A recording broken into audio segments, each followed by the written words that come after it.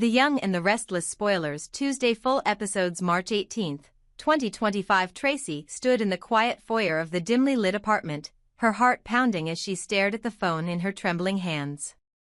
The secrets displayed on its screen were not mere coincidences or fragments of innocuous data, they were the hidden truths Allan had carefully collected over months. Each message, every cryptic note, and all the unspoken details painted a picture that contradicted everything Tracy believed about the man she once trusted with her heart. "Allan, I need the truth, no more half-lies," Tracy demanded, her voice quivering between anger and hurt as she confronted him in the living room. Her eyes, once soft with affection, now burned with the intensity of betrayal. "How could you keep these secrets from me? I want to know who you really are." Allan's face paled as he saw the disappointment and resolve in her eyes. For a long moment, he searched for the right words, but the weight of his own conscience left him momentarily speechless. Finally, with an air of defensive resignation, he replied, "Tracy, I haven't done anything wrong. These are just pieces of information I've gathered, they don't mean I'm hiding anything sinister. It's all just data." Tracy's disappointment deepened into despair. "Data," she scoffed bitterly. "It's not just data, Allan. It's proof that you've been keeping secrets that matter. I trusted you, and now I feel deceived." With shaking hands, she reached for the small velvet box on the coffee table, a gift from a happier time, and, with a pained sigh, she opened it. The gleam of the engagement ring, once a symbol of love and promise, now symbolized the collapse of their relationship. "I'm returning this ring," she declared softly, her voice trembling. "I'm done. I can't be with someone who isn't willing to be honest." Allan's eyes widened as he watched the ring slip back into its box. Panic began to claw at him. The thought that Tracy might expose him to the authorities, to the very people he had hoped to keep at bay, sent a cold shiver down his spine. "Tracy, please, listen to me," he pleaded desperately. "You have to understand. There's a reason behind everything. I collected that information to protect us, to safeguard our future. It's not foolish love that drives me, it's something far more complicated. Please, try to be calm." "Calm down, Tracy," he continued, his voice taking on a pleading, almost desperate tone. "I'm begging you, don't let this foolishness, this misguided sense of love, ruin your future. There's so much at stake here, things you don't fully understand." But Tracy's heart was already heavy with disillusionment. The more Allan tried to justify his actions, the more she felt the chasm between them widen. As the tension in the room escalated, her mind drifted momentarily to the conversations she had shared with her friends, Claire and Summer, whose own journeys in love had reached a turning point that very evening. Across town, in a cozy, softly lit cafe tucked away on a quiet street, Claire and Summer had just ended an emotional conversation that had given each of them a clearer sense of what they truly wanted from their tangled romantic lives. Claire, who had long harbored feelings for Holden, had finally made up her mind. She was ready to embrace the possibility of a future with him, even if it meant leaving behind the tumultuous and painful memories of her past with Kyle. Holden's steady, sincere, Claire had confided in a hushed tone, her eyes bright with hope as she spoke. "I feel like with him, I can truly build something lasting." Summer, on the other hand, was wrestling with her own complicated relationship with Kyle. Although Claire had abandoned the idea of loving Kyle, Summer still found herself caught in his unpredictable orbit. Kyle, with his peculiar sense of adventure and his need to conquer what he didn't already possess, had a reputation for abandoning once he'd gotten what he wanted. "Kyle's always chasing something new," Summer had admitted with a mixture of exasperation and resignation. "I sometimes wonder if he'll ever stay with someone long enough to build a real future. He treats relationships like experiments, once he's satisfied, he's ready to move on." Their conversation had ended with a bittersweet clarity. Claire would pursue her newfound love with Holden, hoping that his consistent kindness would heal the wounds left by past betrayals. And Summer, determined yet cautious, resolved to confront Kyle about his commitment issues, even though she knew that his nature was to seek out what he didn't have and then discard it once fulfilled. Back at Allan's apartment, the echoes of those distant voices of determination and heartbreak mingled with the present confrontation. Tracy's eyes remained fixed on Allan, her expression a mixture of sorrow and defiance. "I don't want to be part of your game, Allan," she said quietly. "I need something real, something honest, and I can't find that in your endless web of secrets." Allan's heart pounded as he realized that every excuse, every carefully constructed justification, was failing to reach her. In that moment, he felt the crushing weight of his own choices, a realization that his attempts to protect what he considered necessary had only driven a wedge between him and the one person he truly cared about. "Tracy, please," he begged, his voice trembling with regret. "I never intended to hurt you. I was trying to protect us. I promise that I will fix everything, if you just give me a chance." But Tracy shook her head, tears glistening in her eyes. "I'm tired of promises, Allan. I'm tired of secrets and half-truths. I'm returning the ring, and I'm ending this. I can't keep living in a shadow of doubt." With that, she turned and walked out the door, leaving Allan alone with the echo of his desperate pleas. In the silent aftermath of her departure, Allan slumped onto the worn couch, the phone still buzzing with unread messages, a digital testament to the life he had tried so hard to control but had ultimately unraveled. The weight of guilt and regret bore down on him as he realized that his efforts to gather information, to shield them from a dangerous world, had instead driven them apart. His mind raced with thoughts of what might come next, of the possibility that Tracy, in her hurt, might report his actions to the authorities, further complicating an already chaotic life. Outside, as twilight deepened into the inky darkness of night, the city continued its ceaseless rhythm, a reminder that life went on, indifferent to the personal tragedies that unfolded within its borders. Allan sat in silence, his thoughts a storm of regret and longing for a chance to turn back time, to mend what had been broken. Yet, the bitter truth remained: trust, once shattered, is almost impossible to rebuild. Meanwhile, in a parallel narrative unfolding in another corner of the city, Claire and Summer stepped into their new chapters. Claire, resolute and hopeful, prepared to meet Holden for what promised to be a fresh start, a chance to build a life based on mutual respect and genuine affection. Summer, her heart still bruised but determined, resolved to confront Kyle about his fleeting affections. Although she knew all too well that Kyle's principles were as transient as his commitments, she could no longer allow herself to be cast aside like a discarded experiment. Their paths, though diverging from the complexities of Allan and Tracy's entanglement, were equally fraught with the challenges of love and loyalty. For Kyle, whose reputation for pursuing the unattainable and then abandoning it was well known, the road ahead remained as unpredictable as ever. He viewed relationships as challenges to be conquered, a fleeting victory once achieved, only to be replaced by the allure of the next conquest. His behavior, marked by an insatiable desire for novelty, had left both Claire and Summer questioning whether he was capable of true commitment. In his eyes, the thrill of the chase outweighed the responsibilities of love, leaving a trail of broken promises and wounded hearts in his wake. As the night wore on, the fates of these intertwined lives, Allan, Tracy, Claire, Summer, and Kyle, hung in a delicate balance.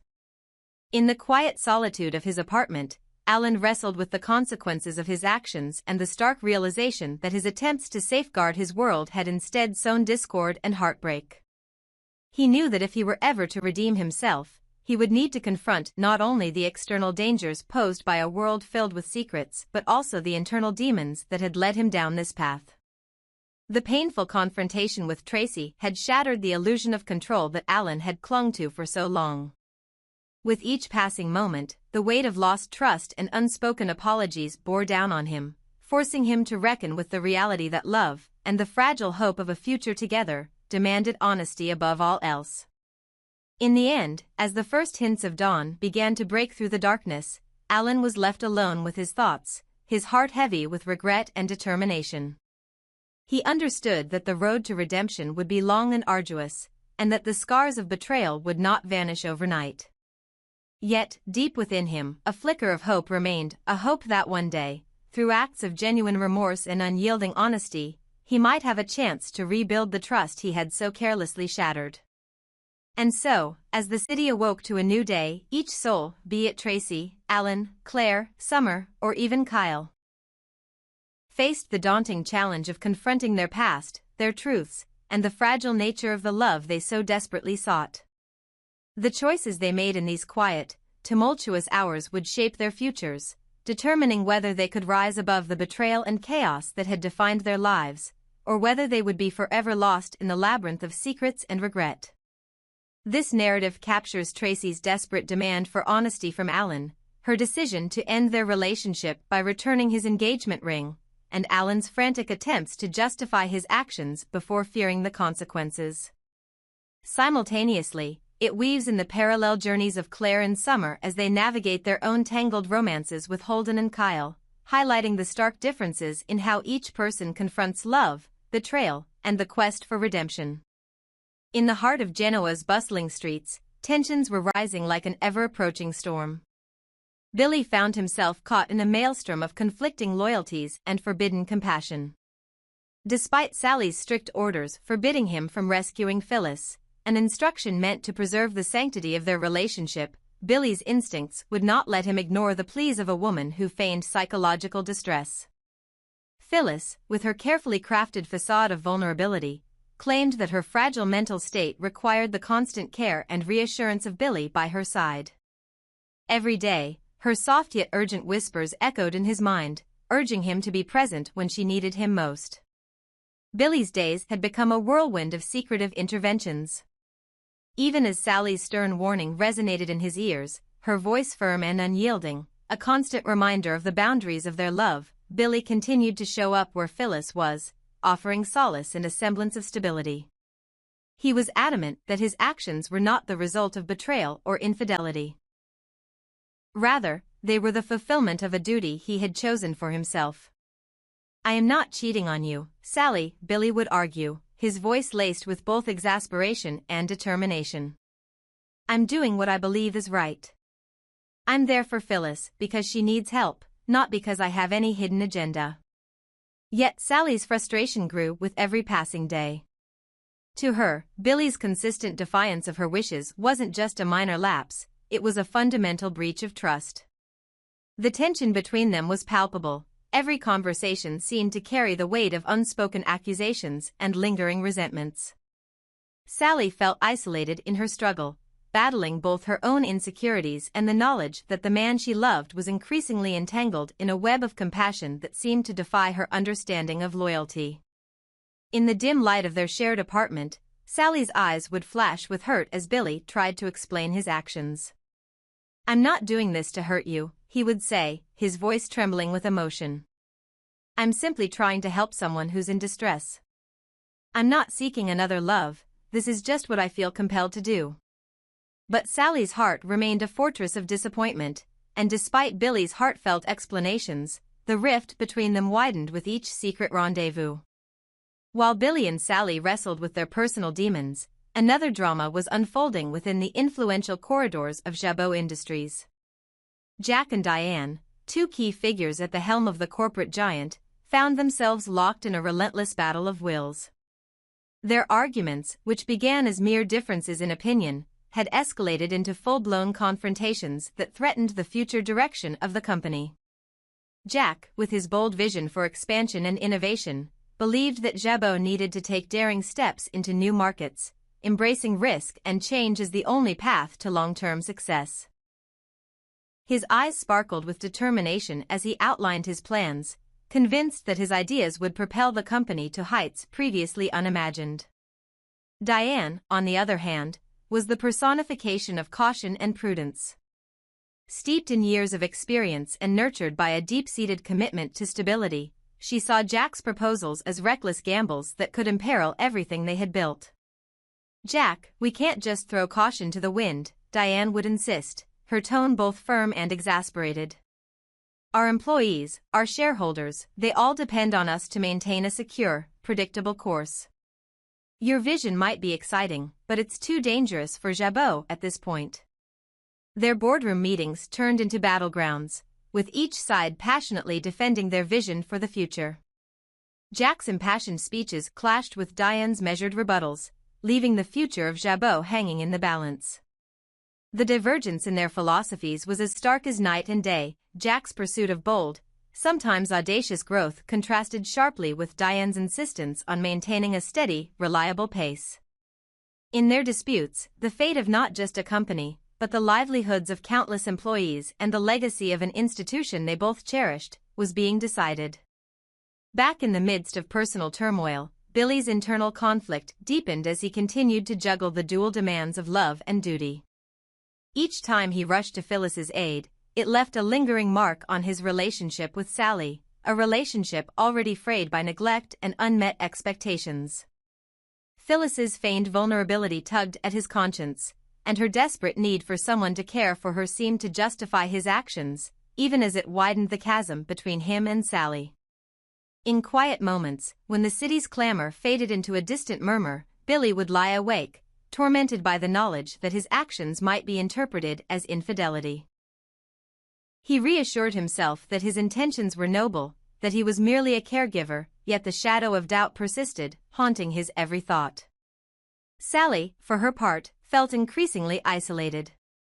The life she had envisioned with Billy, a life built on trust, fidelity, and mutual respect, was slipping away with every secret meeting, every compassionate act directed at someone else. Her anger was a volatile mix of betrayal and helplessness. How can I compete with someone's broken promises when he's so quick to rush into helping others, she would wonder bitterly. Each confrontation with Billy left her heart more scarred, each argument another brick in the wall that now separated them. Amid these personal conflicts, the corporate warfare at Jabot served as a stark counterpoint to the domestic drama unfolding in Billy and Sally's lives. Jack's relentless push for change and Diane's steadfast commitment to tradition represented two ends of a spectrum that seemed, in many ways, a mirror of the chaos in Billy's world. Both pairs, Billy and Sally, Jack and Diane, were struggling to reconcile visions of the future with the hard truths of the present. For Jack and Diane, the debate over Jabot's future wasn't just about numbers and strategies, it was a reflection of their own inner battles, their hopes, and their fears about a future that was rapidly changing in an uncertain world. In the midst of these intersecting crises, it became painfully clear that every decision, every act of compassion or defiance, carried consequences that rippled through both personal and professional lives. Billy's actions with Phyllis might seem like a simple act of caring to him, but to Sally, they were a profound betrayal, a breach of the unspoken promises that had once bound them together. And in the boardroom, every word exchanged between Jack and Diane carried the weight of a company's destiny, a future that seemed as precarious as the shifting loyalties in Billy's personal life. As night gave way to the uncertain light of dawn, both conflicts simmered on the verge of explosive change. Billy and Sally's home, once a sanctuary of shared dreams, had become a battleground where love and trust were tested with every passing hour. Meanwhile, in the corridors of Jabot, the lingering dispute between Jack and Diane threatened to upend not only their own ambitions but also the legacy of an institution that had long stood as a pillar of stability. In this tangled web of personal betrayal and corporate strife, one truth remained painfully evident: the path to reconciliation and progress, whether in matters of the heart or the business world, demanded honesty, courage, and a willingness to confront the painful realities of change. For Billy, the challenge was to prove that his actions were not those of a cheater but of a man driven by a deep, albeit misguided, need to help. For Sally, it was about reclaiming the trust that had once been the foundation of their love. And for Jack and Diane, it was a question of whether two conflicting visions could ultimately merge into a future that honored both ambition and stability. In the end, as the city of Genoa stirred awake and the boardrooms of Jabot buzzed with the promise of a new day, each individual, whether bound by love or driven by ambition, was left to navigate the turbulent waters of their own making. The delicate balance of trust, loyalty, and vision hung in the balance, a reminder that in a world fraught with contradictions, the only certainty was that every choice bore the potential to either mend or further fracture the fragile bonds that held everything together.